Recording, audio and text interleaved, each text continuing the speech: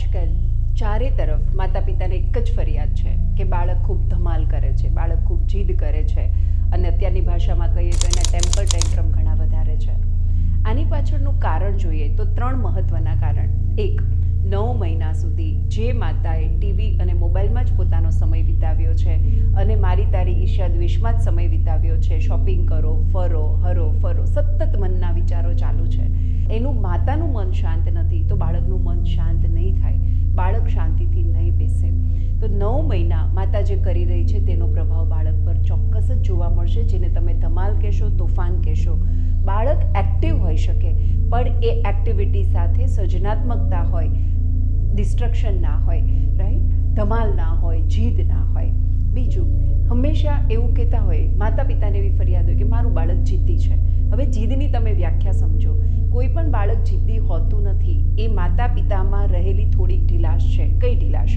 માનો કે મારા બાળકને એવી ખબર છે કે હું આઈસ્ક્રીમ માંગીશ અને મારી માં જો ના પાડે છે તો એ ના જ હશે, હું ગમે તે કરું એમાં હા નથી થવાની.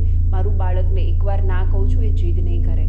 પરંતુ આ જ ઉદાહરણ હું ફરી આપું કે કદાચ મારો સ્વભાવ એવો છે કે મેં પહેલાં બાળકને ના પાડી, મારું બાળકે થોડુંક મોટેથી કહ્યું, મેં પાછી ના પાડી, મારા બાળકે થોડાક પગ પછાડ્યા, મેં પાછી ના પાડી. હવે એણે ચીસો પાડવાનું ચાલુ કર્યું, તોફાન ધમાલ કરવાનું ચાલુ કર્યું અને થાકીને કંટાળીને હું કહું છું આજા ખાઈ લે આઈસ્ક્રીમ. મારું બાળક ચોક્કસ જિદ્દી થશે, કારણ કે એને ખબર છે કે મારી મા પાસેથી મારે કંઈ પણ જોઈએ છે તો મારે આટલા સ્ટેપમાંથી પસાર થવાનું છે અને આ જેટલા સ્ટેપ છે ને એ સ્ટેપને આપણે જીદ કહીએ છીએ, એને તોફાન કહીએ છીએ, એને ધમાલ કહીએ છીએ. માતા પિતાએ બાળક સાથે ખૂબ સાચા અને પ્રામાણિક થવાનું છે. જે બાળકના હિતમાં છે એ કોઈ પણ ભોગે એના માટે કરો, પણ જે બાળકના હિતમાં નથી અને નથી કરવાનું તો અત્યારે પણ નથી કરવાનું અને ક્યારેય નથી કરવાનું. પણ એના માટે માતા પિતાએ પોતાના જીવનમાં ખૂબ પરિવર્તન લાવવું પડશે. કેમ? કારણ કે બાળક માતા પિતાને જોઈને શીખે છે. હવે જો કોઈ માતા પોતાના બાળકને એવું કહે છે કે કોલ્ડ ડ્રિંક્સ લેવું આપણા સ્વાસ્થ્ય માટે સારું નથી, પણ માતા પોતે પી રહી છે, તો એ બાળકને કોલ્ડ ડ્રિંકથી માતા દૂર નહીં રાખી શકે.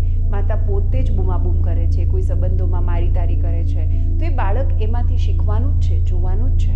તો જ્યારે બાળક ધમાલી છે ત્યારે બાળક પર ગુસ્સો કરવાના બદલે, બાળકને બ્લેમ કરવાના બદલે, બાળકને મારવાના બદલે એના મૂળ તપાસો અને જુઓ કે આ ક્યાંથી આવ્યું છે. પોતાના 9 મહિના તપાસો, પોતાના બાળક સાથેનું વર્તન કેવું છે તે તપાસો અને પોતાનું જીવન કેવું છે તે તપાસો.